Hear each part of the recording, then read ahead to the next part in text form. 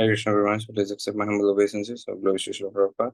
सभी भक्तों को मेरा सादर में प्रणाम है। तो आप सभी के व्हाट्सएप ग्रुप पे कल पोस्टर भेजा गया था, आप सभी को ये जानकारी प्राप्त हुई होगी। आज से 3 दिन हम गौर पूर्णिमा के उपलक्ष्य पे गौर कथा का आयोजन किए हैं और ये कथा देंगे श्रीमान अनंत शेष प्रभु। तो सभी भक्तों से अनुरोध है, ये कथा आज से ही प्रारंभ हो रही है, आज कल परसों 22, 23, 24 3 दिन।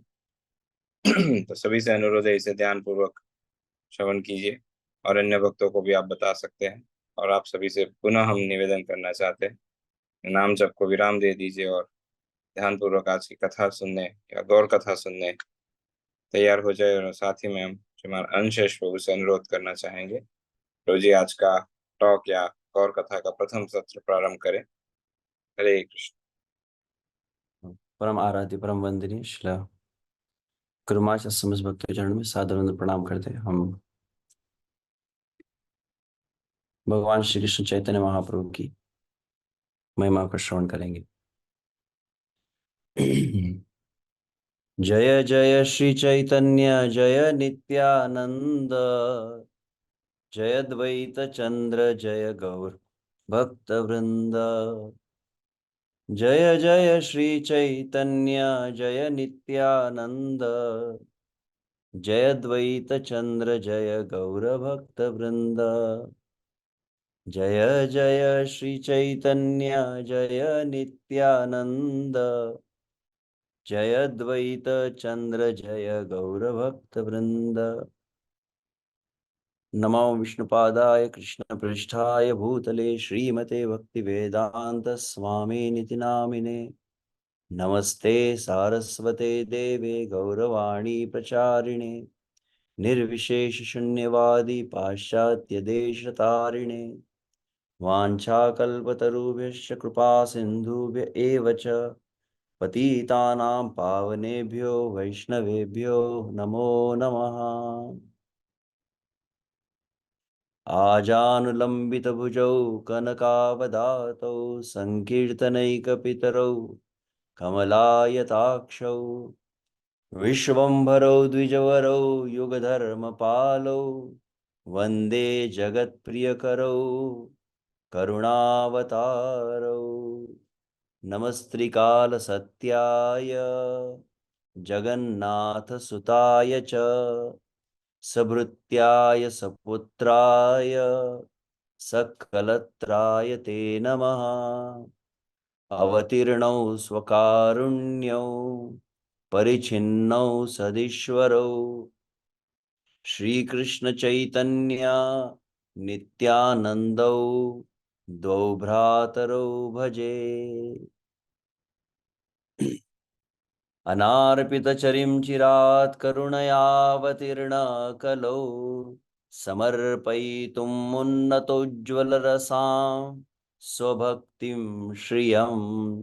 हरिपुरटसुन्दरद्युति कदम्बसन्दीपितः, सदा हृदयकन्दरे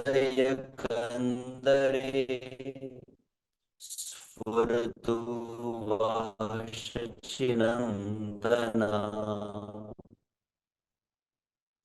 राधादिनी शक्तिरस्मात् एह भेदं गतौ तौ, चैतन्याख्यं प्रकटमधुना तद्वयं चैक्यमाप्तम्। राधा भावद्युतिसुवलितं नौमि कृष्णस्वरूपम्। श्रीराधाया प्रणयमहिमा कीदृशो वान्ययैवा, स्वाद्यो येनाद्भुतमधुरिमा कीदृशो वामदीय। सौख्यं च स्यामदनुभवतः कीदृशं वेति लोभात्, तद्भावाड्य समजनिशचि गर्भसिन्धु हरिन्दु।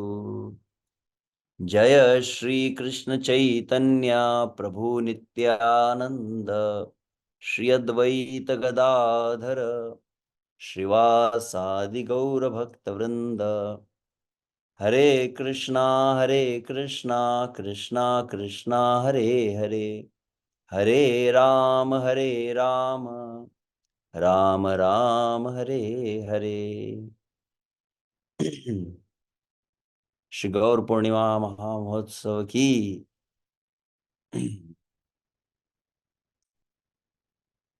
तो अत्यंत हर्ष का विषय है, सभी का हृदय आह्लादित हो रहा है।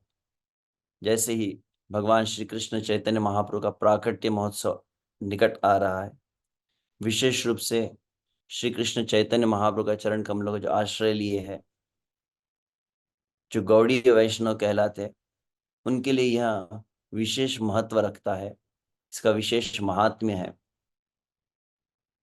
तो उसी उद्देश्य से भगवान श्री चैतन्य महाप्रभु का जो प्राकट्य महोत्सव है, उन भगवान श्री कृष्ण का आविर्भाव श्री चैतन्य महाप्रभु के रूप में जो भगवान प्रकट हुए हैं, लगभग 538 वर्ष पूर्व पूर्णिमा की तिथि को, फाल्गुनी पूर्णिमा, तो उस भगवान के आविर्भाव में भगवान श्री चैतन्य महाप्रभु जो नवद्वीप में प्रकट हुए, नवद्वीप मंडल में प्रकट हुए हैं, जो माता शची के गर्भ से प्रकट हुए, जगन्नाथ मिश्र के निवास पर जो प्रकट हुए हैं, वे श्री चैतन्य महाप्रभु हमारे हृदय में भी प्रकाशित हो।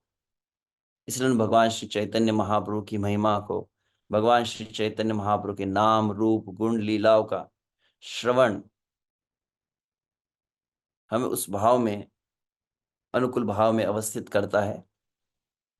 और वास्तविक उत्सव वही है, वास्तविक भगवान का प्राकट्य महोत्सव वही है, जब भगवान हमारे हृदय में प्रकाशित हो जाए। तो श्रील वृंदावन दास ठाकुर के शब्दों में विशुद्ध से गौर पूर्णिमा की विशेष महिमा को बतलाते हुए कहे हैं, श्री वृंदावन दास ठाकुर श्री चैतन्य भागवत में कहते हैं, चैतन्येर जन्म जात्रा फाल्गुनी पूर्णिमा, ब्रह्मा आदि एतिथिर करे आराधना। क्या कहे? चैतन्य जन्म जात्रा फाल्गुनी पूर्णिमा, भगवान श्री चैतन्य महाप्रभु का यह प्राकट्य जो है फाल्गुनी पूर्णिमा, कैसा महत्व है इस तिथि का। समस्त देवता इसकी आराधना करते, इस तिथि की आराधना की जाती है। हम इस बात को श्रवण भी करते विशुभ से कि जैसे भगवान, भगवान का नाम, भगवान का रूप, भगवान के गुण, भगवान की लीला और भगवान का धाम ये अभिन्न है। श्रील हरिदास ठाकुर के शब्दों हरिनाम चिंतामणि चिंतामणि में कहते हैं, ए सब चिद वैभव, भगवान के आध्यात्मिक जगत में भगवान की भिन्न भिन्न प्रकाश है, नाम रूप गुण लीला धाम।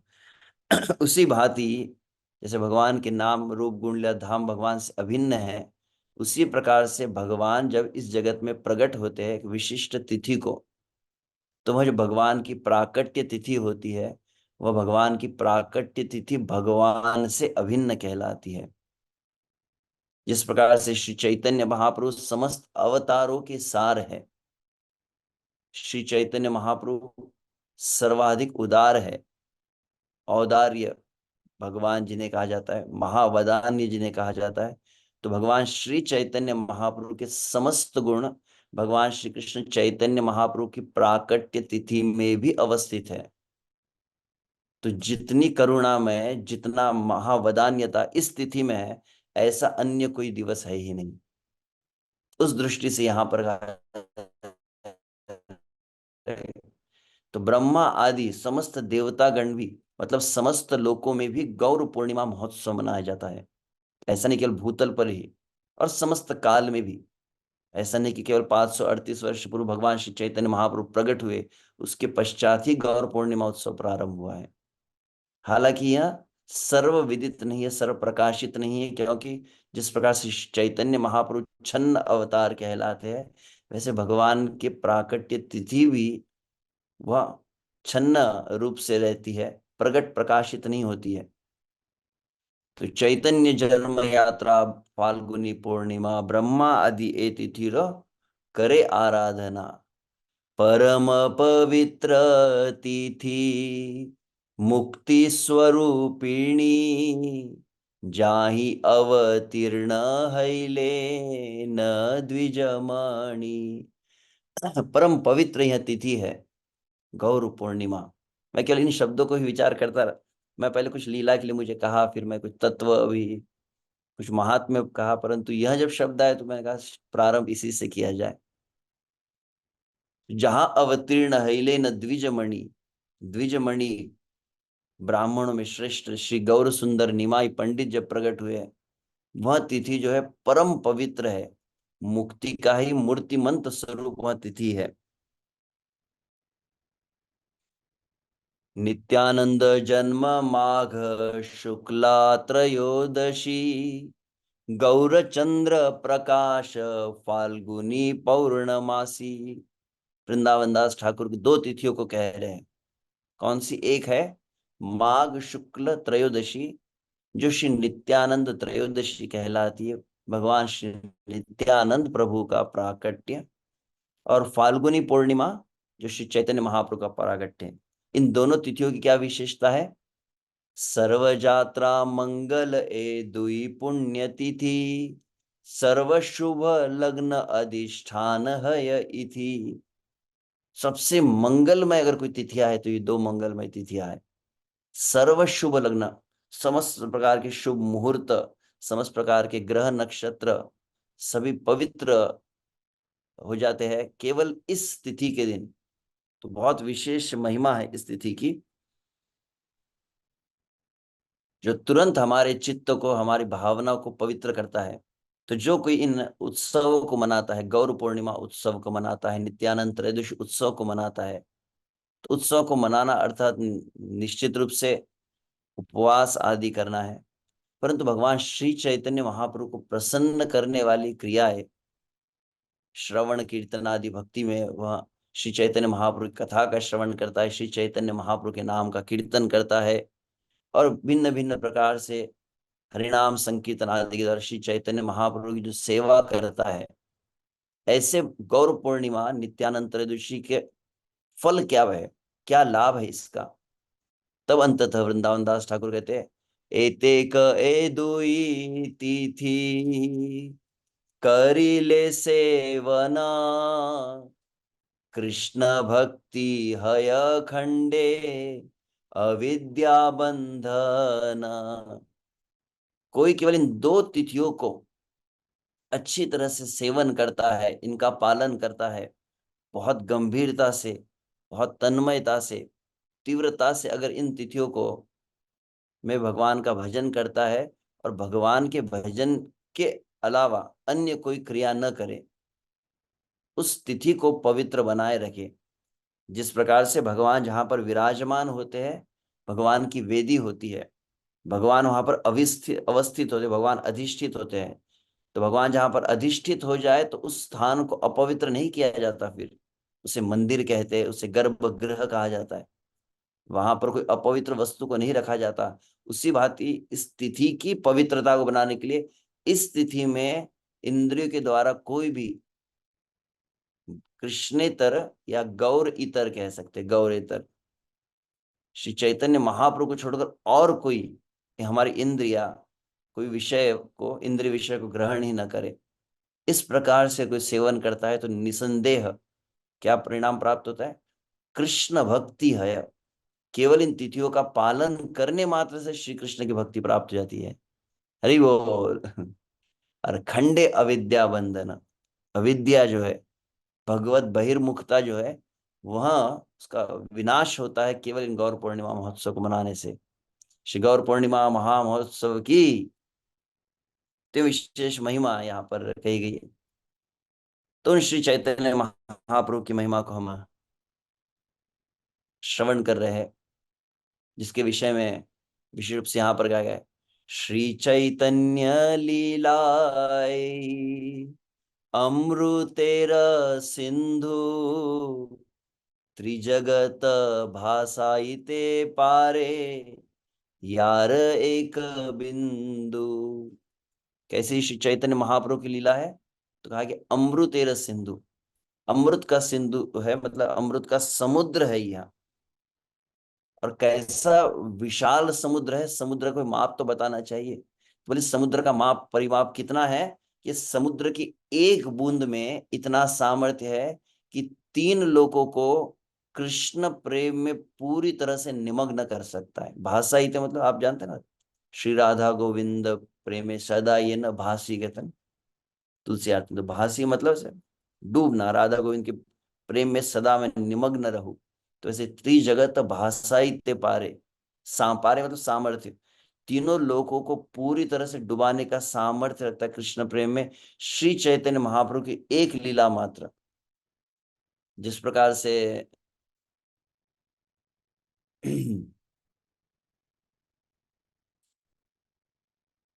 अन्यत्र भी से विशुभ से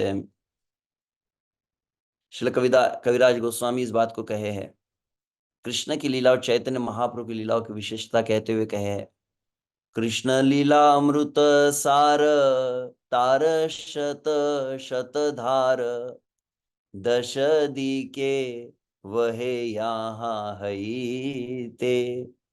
कृष्ण की लीला को भी अमृत कहा गया है, जो 10 दिशाओं में शत शत धार, कृष्ण की लीला अमृत का सार है और उसकी सैकड़ों धाराएं हैं और 10 दिशाओं में वह प्रवाहित होते रहती है।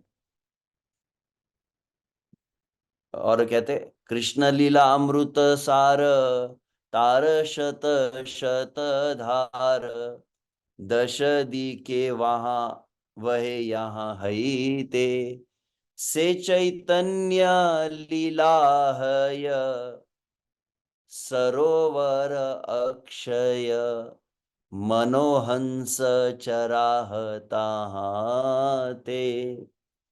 हमारा मन कैसे हंस के समान है, तो वो श्री कृष्ण की लीला जो अमृत की कई धाराएं प्रवाहित होती है, वहीं जब श्री चैतन्य महाप्रभु की लीला में प्रकट होते हैं वो, तो क्या हो जाता है, सरोवर अक्षय, एकदम अमृतमय, शाश्वत सनातन, वह एक अमृतमय सरोवर बन जाता है, जिसके अंदर विश्व से श्री चैतन्य महाप्रभु जो तत्व को बतलाए है, जिसके विषय में कहते श्री भागवत तत्व रस रस करिल प्रचार, कृष्ण तुल्य भागवत जानाइल संसार। तो वास्तविक भागवत का जो तत्व है, कृष्ण भक्ति का जो तत्व है, वह जगत को विदित करवाया श्री चैतन्य महाप्रभु ने अपनी लीलाओं के द्वारा। श्री चैतन्य सम आर कृपालु वदान्य, भक्त वत्सल ना देखी त्रिजगते अन्य। कविराज गोस्वामी के शब्दों में कहते हैं कि जितने चैतन्य महाप्रभु कृपालु है, जितनी उदारता उनकी है, भक्त वात्सल्यता जितनी उनकी है, उतनी इस जगत में किसी में देखी नहीं गई है। इसीलिए कहा जाता है कि श्री चैतन्य महाप्रभु के प्रति श्रद्धा को विकसित किया जाए। श्रद्धा करी ए लीला शुनो भक्त गणा, इहार प्रसादे पाइबो चैतन्य चरण। तो चैतन्य महाप्रभु की लीला का श्रवण करने से क्या होगा, आपकी श्रद्धा दृढ़ होंगी श्री चैतन्य महाप्रभु के प्रति, और परिणाम है कि श्री चैतन्य महाप्रभु के चरणों की प्राप्ति होगी। और जब चैतन्य महाप्रभु के चरण कमलों की प्राप्ति होंगी, तब क्या होगा, इहार प्रसादे पाइबो कृष्ण तत्व सार, सर्वशास्त्र सिद्धांतेर इहा पाइबो पार। तो क्रम समझ रहे, श्री चैतन्य महाप्रभु की लीला का श्रवण किया जाए, तब क्या होगा, श्री चैतन्य महाप्रभु के चरणों की प्राप्ति होगी। और जब भगवान श्री चैतन्य महाप्रभु के चरणों का आश्रय प्राप्त होगा, तब क्या होगा, तो उनकी श्री चैतन्य महाप्रभु के चरण कमलों की कृपा के परिणाम से कृष्ण तत्व सार, श्री कृष्ण के तत्व का जो सार है, वह व्यक्ति समझने का अधिकार प्राप्त करेगा कलिकाल में। सर्वशास्त्र सिद्धांतेर पाई वो पार, और समस्त शास्त्रों का जो सिद्धांत है, ज्ञान है, उसकी पराकाष्ठा चरमोत्कर्ष जो सीमा है, उसको समझने का वो योग्यता प्राप्त करेगा। इसीलिए कहा जाता है कि हमें श्री चैतन्य महाप्रभु की लीला को सुनना चाहिए।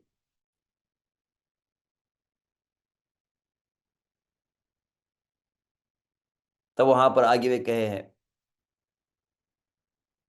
जो चैतन्य महाप्रभु की और कृष्ण की लीलाओं को सुनते हैं, यही अमृत अनुक्षण साधु महंत मेघ गण विश्वोद्यान करे वरीषण। तो ये अमृत जो है, ये अमृत का समुद्र है, श्री चैतन्य महाप्रभु की लीला, कृष्ण की लीला। परंतु वास्तविक कोई जीव अगर समुद्र से बहुत दूर रहता है तो वह प्राप्त कर सकता है कि उस समुद्र की अमृत को? तो उसके लिए क्या होता है, बोले एक विशेष होम डिलीवरी का व्यवस्था की गई है। यही अमृत अनुक्षण, ये अमृत जो है समुद्र का, साधु महंत मेघगण। तो chant with Loknath Swami is a मेघ, जो आपके घर तक साधु महंत मेघगण। तो हमारे परम पूज्य श्री लोकनाथ स्वामी महाराज जी, गुरु महाराज, कैसे है? वो मेघ के समान है। कारुण्य कैसे कहते हैं, संसार दावान लीड लोक त्राणाय कारुण्य घना घनत्वम प्राप्तस्य कल्याण गुणार्णवस्य। तो हम भगवान की कृपा को वहन करते हैं और भगवान की कृपा को सर्वत्र वह वितरित करते हैं। तो यही अमृत अनुक्षण साधु महंत मेघगण क्या करते, यही अमृत अनुक्षण साधु महंत मेघगण विश्वोद्यान करे वरीषण। यह विश्व कैसा है, एक उद्यान के समान है। तो उद्यान में मतलब बगीचे में अगर वर्षा का जो मेघ क्या करते हैं, उस समुद्र के जल को लेकर आते हैं और उस उद्यान में वहां पर उसका वर्षा करते हैं, तब परिणाम क्या होता है, उस उद्यान में फिर फल निकलने लगते हैं। यही अमृत अनुक्षण साधु महंत मेघगण विश्वोद्यान करे वरीषण। ताते फल अमृत फल भक्त खाए निरंतर तार शेषे जिए जग जन। तो उस उद्यान में, इस जगत में क्या करते हैं, साधु महात्मा भगवान की लीलाओं की वर्षा करते हैं। और उससे क्या होता है, समस्त जीवों जो पौधों के समान है, उनके हृदय में ताते फले अमृत फल, अमृत फल लगता है। भक्त खाए निरंतर, और भक्त इसी को, फल को निरंतर खाते हैं। तार शेष जिए जग जन, और इस तरह से सुखी रहते हैं, इस तरह से आनंदित होते हैं। तो बढ़िया भोजन मिलता है, स्वीट राइस होती है। तो कौन सी स्वीट राइस है? चैतन्य लीला अमृत पुर कृष्ण लीला सुकरपुर दुहे मिली है सुमाधुर्य। तो चैतन्य लीला अमृतपुर, कल आप सुन रहे थे ना गुरु महाराज के मुख से, शीर शीर चोरा गोपीनाथ। तो यह कैसे अमृतपुर, तो बहुत ही सुंदर, यह अमृत का एक बहुत सुंदर एक मिष्ठान कह सकते हैं, चैतन्य महाप्रभु लीला। और चैतन्य महाप्रभु का आश्रय लेकर चैतन्य महाप्रभु लीला का प्रथम श्रवण करके जब कृष्ण की लीला को सुना जाता है, तब कृष्ण की लीला आस्वाद्य बनती है। इसीलिए पहले क्या कहा गया, चैतन्य लीला अमृतपुर कृष्ण लीला सुकरपुर। तो मान लीजिए जैसे एकदम बहुत बढ़िया रबड़ी और उसके ऊपर कर्पूर मिष्ठान के ऊपर मिला दिया जाए तो उसका स्वाद और बढ़ जाता है। तो आप जो चैतन्य चरितामृत पढ़ते हो, चैतन्य चरितामृत में चैतन्य महाप्रभु कृष्ण की लीलाओं का आस्वादन कर रहे हैं, उसको सुनते हैं, तो वास्तविक भागवत के शब्दों के भाव को आप चैतन्य चरितामृत के माध्यम से समझ पाते हैं। इसीलिए कहा गया है चैतन्य लीला अमृतपुर कृष्ण लीला सुकरपुर दुहे मिली हय सुमाधुर्य। जब दोनों मिल जाता है तो अत्यंत मधुर हो जाता है। साधु गुरु प्रसादे ताहा ये आस्वादे। साधु संतों के, भक्तों के, गुरु की कृपा से इसका आस्वादन हम कर पाते हैं। श्रील प्रभुपाद की कृपा से हम आस्वादन कर पाते हैं। साधु गुरु प्रसादे ताहा ये आस्वादे। से जाने माधुर्य प्राचुर्य। और जब चैतन्य महाप्रभु का आश्रय लेकर श्री कृष्ण लीला का श्रवण किया जाता है, तब वास्तविक माधुर्य जो प्रेम है, तब उसको समझ पाता है कोई। अतएव हमें आवश्यक क्या है कि इसे श्रवण करना चाहिए। इन चैतन्य महाप्रभु केवल गौर पूर्णिमा के समय ही नहीं, गौड़ीय वैष्णव के लिए उनके जीवन में, दैनंदिन जीवन का अविभाज्य अंग हो कि प्रतिदिन वह चैतन्य महाप्रभु की लीला को सुने।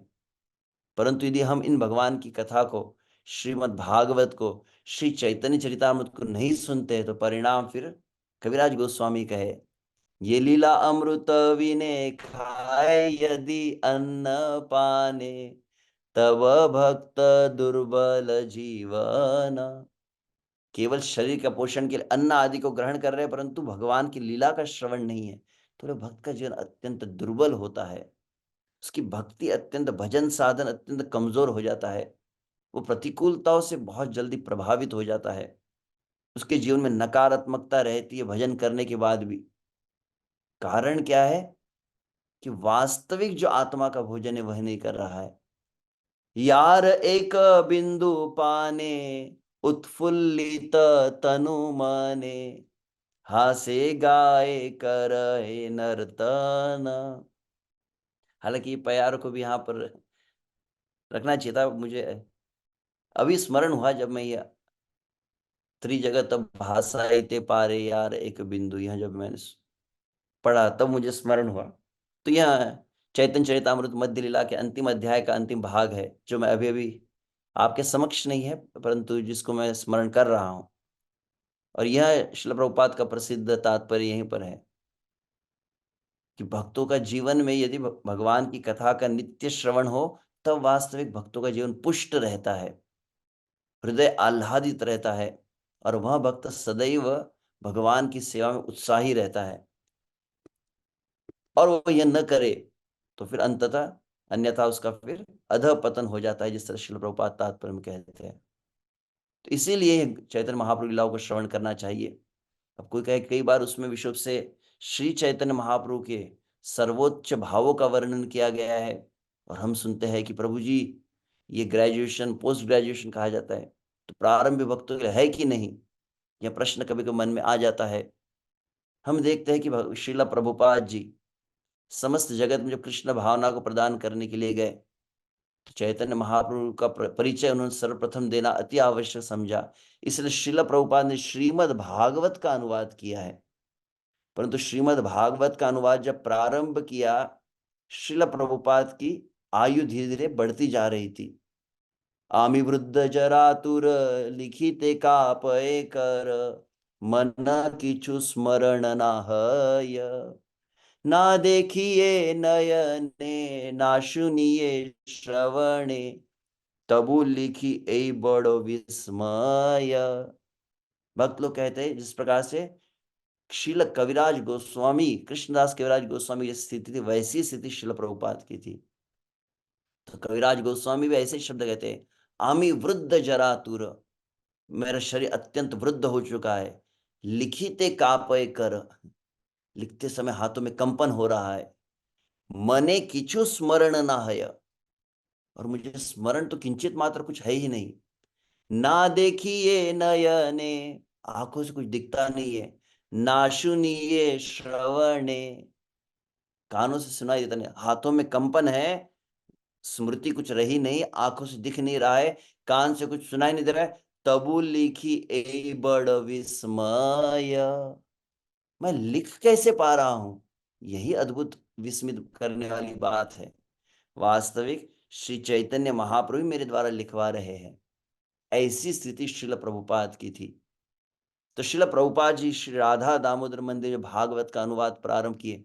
एक विशेष बात शिल प्रभुपाद ने क्या की, शिल प्रभुपाद ने श्रीमद् भागवत के अनुवाद को प्रारंभ करने से पूर्व भूमिका में भगवान श्री चैतन्य महाप्रभु की संपूर्ण जीवनी को लिखा। इसका अर्थ क्या हुआ, शिल प्रभुपाद चाहते थे जगत के जीव जाने चैतन्य महाप्रभु विषय में। तत्पश्चात शिल प्रभुपाद ने कृष्ण आंदोलन को स्थापित कर दिया है। सर्वत्र श्री चैतन्य महाप्रभु नित्यानंद प्रभु की प्राण प्रतिष्ठा करके गौर निताई को पाश्चात्य जगत में लेकर गए। तब श्रील प्रभुपाद ने अपने सबसे अत्यंत आवश्यक कार्य था श्रीमद् भागवत के अनुवाद को रोक दिया और श्री चैतन्य चरितामृत को लिखना प्रारंभ किया। श्रील प्रभुपाद चाहते थे कि भक्त लोग पढ़े, तो इसलिए हमें हमेशा इसको टालना नहीं चाहिए।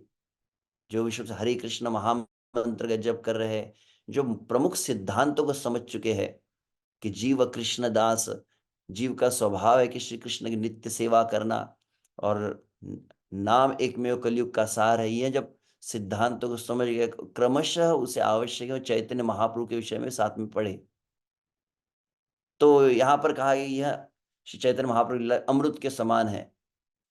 कोई कहे कि इसमें कभी कभी माधुर्य प्रेम आदि का वर्णन है, हम समझने में समर्थ नहीं है, हमारा अधिकार नहीं है, तो क्या कहते हैं, ये बा ना बूझे के ह सुनीते सुनीते से ह कि अद्भुत चैतन्य चरित। ये बा ना ही बूझे के ह, समझ में नहीं आ रहा है अरे नहीं समझ में आ रहा है, फिर भी चैतन्य महाप्रभु की कथा को श्रवण करो, क्या होगा, सुनीते सुनीते से ह, सुनते सुनते हुए अद्भुत चैतन्य महाप्रभु का चरित्र है, इसको सुनेंगे तो परिणाम क्या है, कृष्ण उपजीवे प्रीति जानी बेर सेर रीति सुनी ले बड़ हित। कृष्ण उपजीवे प्रीति, केवल चैतन्य महाप्रभु की लीला को श्रवण करने से, अन्यत्र तो कविराज गोस्वामी यहां तक कहे हैं, जब श्री चैतन्य भागवत की महिमा को गाने लगे यहीं पर चैतन्य चरितामृत में, तो क्या कहते हैं, वे कहते हैं कि जो महापाषंडी है, जो यवन है, वे भी महाभागवत बन जाते केवल कानों से चैतन्य महाप्रभु लीला के प्रवेश करने मात्र से। नरोत्तम दास ठाकुर के शब्दों में कहा जाए तो वो क्या कहते हैं गौर लीला के विषय में कहते हैं ना उसमें, गौरांगेर द्युति पद जार धन संपद, गौरांगेर मधुर लीला जार करने प्रवेशीला, हृदय निर्मल भेलो तार। वहां पर कहते चैतन्य महाप्रभु केवल कानों से प्रवेश करे तो हृदय पवित्र हो जाता है, निर्मल हो जाता है। तो वैसी बात यहाँ पर कह रहे कविराज गोस्वामी, कृष्ण उपजीवे प्रीति जानी बे रसेर रीति। वास्तविक यह जो आजकल कई लोग तथाकथित रास के विषय में, माधुर्य के विषय में, गोपियों के भाव के विषय में, मंजरियों के भाव के विषय में कहते हैं, मैं किसी वरिष्ठ भक्त से जब चर्चा कर रहा था, उन्होंने कहा कि आजकल कई लोग वृंदावन का भाव, ब्रज का भाव, राधा रानी के भाव के विषय में कहते हैं, तो कहते हो केवल भावुकता मात्र है। वो भक्त बहुत सुंदर बात कही, जब तक व्यक्ति श्री चैतन्य चरितामृत को नहीं पढ़ेगा तब तक सही आधार पर स्थित ही नहीं हो सकता है। वास्तविक भाव क्या होता है, तत्व क्या होता है भाव का, यह नहीं जान सकता वह। तो जानी बे रसेर रीति सुनी ले बड़ है हित, इसलिए अंततः कहते हैं चैतन्य चरितामृत नित्य कर पान, यहाँ है ते प्रेमानंद भक्ति तत्व ज्ञान। अतएव कहा गया है चैतन्य चरितामृत का नित्य, जैसे नित्यम भागवत सेवया, यहां पर भी क्या शब्द है, कहा गया है कि वर्ष में एक बार गौर पूर्णिमा को चैतन्य चरितामृत को खोलकर देखिए, नहीं, चैतन्य चरितामृत नित्य कर पान, हमारे जीवन में आप भोजन जैसे करते वैसे प्रतिदिन चैतन्य महाप्रभु के विषय में सुनना ही चाहिए। यहाँ है ते प्रेमानंद भक्ति तत्व ज्ञान। जिस प्रकार से अन्यत्र में कई बार इस बात को कहा कि श्रीमद् भागवत श्रवण, गीता श्रवण, चैतन्य चरितामृत श्रवण सभी आवश्यक है। गीता का श्रवण जो है वह भक्ति में श्रद्धा को दृढ़ करता है। श्रीमद् भागवत का जो श्रवण करते हैं तब आचार्यगण बताते हैं कि श्री कृष्ण की स्मृति होती है। कोई भक्त है नाम जप कर रहा है, परंतु अनुभव अधिकांश क्या होता है, नाम जप के पश्चात भी श्री कृष्ण का स्मरण नहीं होता है। कई बार तो ऐसा अनुभव है, आपके लिए नहीं कह रहा हूं, मैं अपना निज अनुभव कह रहा हूं। कई बार तो ऐसा होता है कि 2-2 घंटे व्यक्ति नाम जप करता है, पता चला कि 2 घंटा महामंत्र उच्चारण हो गया, परंतु श्री कृष्ण का लेश मात्र भी स्मृति नहीं हुई। यहाँ पर ऐसा संभव नहीं। यहाँ पर विशुद्ध से गुरु महाराज का दर्शन जो भक्त करते हैं, जिनके दर्शन मात्र से ही श्री कृष्ण की स्मृति होती है, तो उनके लिए नहीं कहा जा रहा है। परंतु संसार में अनुभव ये हुआ है कि नाम जप के बाद भी कई बार अनुभव नहीं होता है। तब वहां पर श्रील प्रभुपाद जी के शिष्य परम पूज्य श्री सच्चिदानंद स्वामी महाराज कहते हैं, हरि नाम जप में श्री कृष्ण का स्मरण कैसे होता है? तो कहा गया कि श्रीमद् भागवत को पढ़ने से कृष्ण का स्मरण संभव है। उसी प्रकार से भक्त लोग कहते हैं जैसे भागवत को पढ़ने से श्री कृष्ण का स्मरण होता है, वैसे ही चैतन्य चरितामृत को पढ़ने से श्री कृष्ण के प्रति विरह जागृत होता है। श्री कृष्ण के प्रति लालसा, लौल्यम वह जागृत होता है चैतन्य चरितामृत पढ़ने से। अतएव तो विश्व से मैंने लगभग चैतन्य चरितामृत मैराथन का ही प्रमोशन पुनः कर दिया आज। लीला को प्रारंभ करना था, कुछ महिमा कहना था, परंतु ठीक है, यहाँ तक भी अगर हम जो बात समझे हैं तो संपूर्ण जगत में विश्व रूप से इस्कॉन के द्वारा श्री चैतन्य चरितामृत का वितरण हो रहा है नित्यानंद त्रयोदशी से गौर पूर्णिमा तक। यहाँ हालांकि इसको पहले ही सूचना शायद दी गई होंगी और देना भी चाहिए, और सभी भक्तों ने उत्साह के साथ भाग लेना चाहिए कि वास्तविक प्रत्येक व्यक्ति के पास अपने जीवन की सबसे महत्वपूर्ण संपत्ति आवश्यक जो है वह है चैतन्य चरितामृत। गौड़ीय वैष्णव है, उनके पास अपना स्मार्टफोन है, अपना घर है, अपनी गाड़ी, अपना बंगला है, और चैतन्य चरितामृत नहीं है। यहाँ तक कि कई घरों में तो देखा गया है भक्तों के कि परिवार में जितने सदस्य हर एक का अपना पर्सनल चैतन्य चरितामृत भी होता है। पति का अलग है तो पत्नी का, आपके स्मार्टफोन्स भी अलग अलग होते हैं, आपके वस्त्र, प्रत्येक चीज अपनी व्यक्तिगत होती है। तो चैतन्य चरितामृत भी पर्सनल होना चाहिए और उसको नित्य प्रति पढ़ना चाहिए, यह अत्यंत आवश्यक है।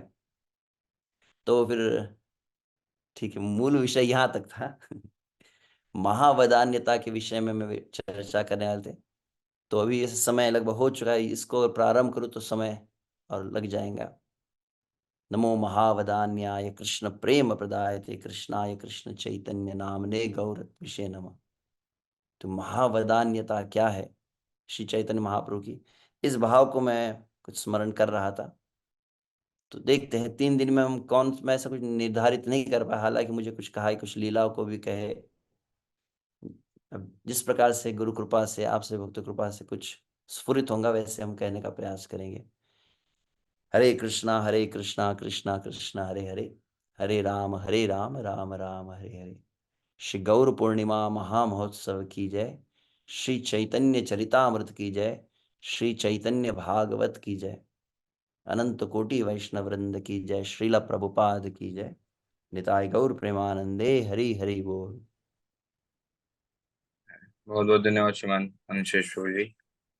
आज का जो सत्र रहा, जैसे प्रभु जी कहे, कुछ अन्य बातें सोची थी चर्चा होगी या अन्य बातों पे प्रकाश होगा, लेकिन इतनी महत्वपूर्ण बात प्रभु जी ने जो बताई कि केवल इस तिथि मात्र का श्रवण करने से जीव का उद्धार होता है या उसे कृष्ण प्रेम प्राप्त होता है। और हम भी हमारे इतने सालों में जो एक प्रश्न से या एक अवस्था से गुजरे हैं, जहाँ कई भक्त कहते हैं कि प्रभु जी, ये तो पोस्ट ग्रेजुएशन कोर्स है, ऐसा मानते हैं। पहले प्रभुपाद की स्मॉल बुक्स, भगवत गीता, फिर भागवतम, फिर चैतन्य चरितामृत, तो शायद कोई चैतन्य चरितामृत तक पहुंच भी नहीं पाते। लेकिन आज बहुत ही बड़े रहस्य का हमारे फाउंडर आचार्य श्री प्रभुपाद जी के हृदय के भावों का प्रभु जी ने जिस प्रकार से प्रकाश किया है आज, कि क्यों प्रभुपाद जी ने भागवतम के इंट्रोडक्शन में ही पूरी चैतन्य चरितामृत या चैतन्य जीवनी एक प्रकार से कह सकते हैं, महाप्रभु का इंट्रोडक्शन दे दिया, तो उससे इस रहस्य का उद्घाटन होता है कि प्रभुपाद हमसे क्या चाहते थे, या एक जीव साधारण से प्रभुपाद क्या चाहते थे।